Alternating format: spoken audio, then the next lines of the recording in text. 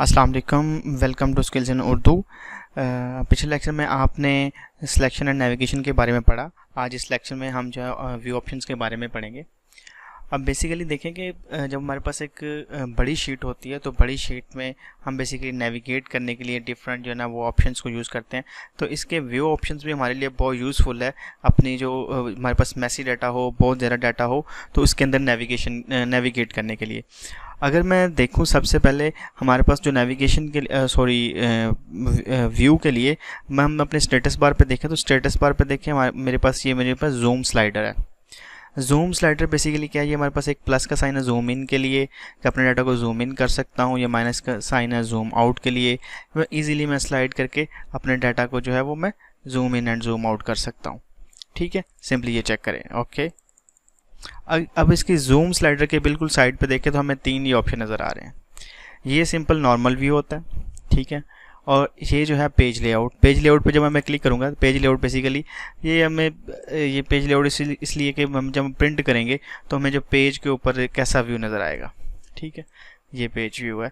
ठीक है, अब मैं अगर ये पेज ब्रेकआउट है, अगर ये तीसरा बटन जिस पेज ब्रेक प्रीव्यू के ऊपर क्लिक करता हूँ तो ये बेसिकली जो हमारे पास टोटल मैसी शीट्स है वो देखने के लिए कि किस तरह दिख रही है पूरी शीट्स को व्यू करने के लिए ओवरव्यू, बेसिकली हमारी वर्कशीट का ओवरव्यू है। लेकिन हम जो नॉर्मली अपना काम करते हैं वो हम नॉर्मल व्यू में करते हैं अपने डाटा को देखने के लिए और डाटा पे काम करने के लिए।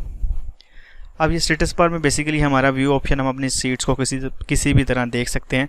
अब हम चलते हैं अपने रिबन पे, तो ये देखिए व्यू का ऑप्शन। ठीक है, रिबन के अंदर हमारे पास होम है, इंसर्ट है और ये व्यू ऑप्शन के देखिए कि वही चीज़ें जो आपने पहले देखी, normal, page breakout, page layout, ये सारी चीज़ें, और यहाँ पे नेविगेशन और जूम का बटन। ये देखिए अगर मैं इसको फॉर एग्जाम्पल जूम कर रहा हूँ ये, ठीक है, और मैं 100% देखूँ तो सिंपली यहाँ पे क्लिक करके इसको जूम कर सकता हूँ। अगर ये आपको बड़ा यूज़फुल लगता है तो आप इसको सिंपली राइट क्लिक करके, ठीक है, और add to quick access tool पर भी कर सकते हैं कि आप अपने डाटा को एग्जैक्ट 100% देखने के लिए, जो 100% देखने के लिए जूम इस बटन पे क्लिक करेंगे और आप अपने डाटा को देख सकेंगे। अब देखें यहाँ पे हमारे पास बहुत सी, अब सबसे जो हम नेक्स्ट हमारे पास ऑप्शन है इसी व्यू पैन के लिए, हमारे पास व्यू ऑप्शन के लिए, तो वो हमारे पास फ्रीज पैन है।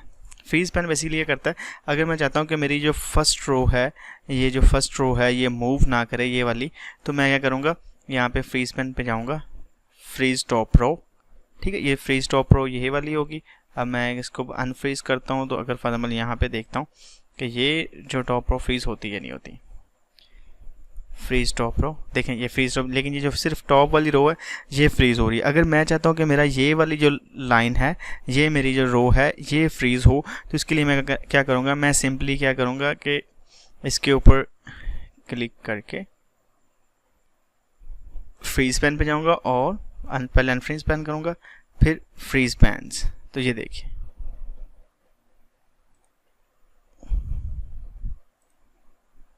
इसके ऊपर क्लिक करूँगा मैं और यहाँ पे अनफ्रीज पैन पहले करूँगा, फिर इसको फ्रीज पैन करूँगा, और ये देखिए बेसिकली आपने क्या करना है कि अगर मैं अब फॉर एग्जाम्पल मैं इसको पहले अनफ्रीज कर लूँ।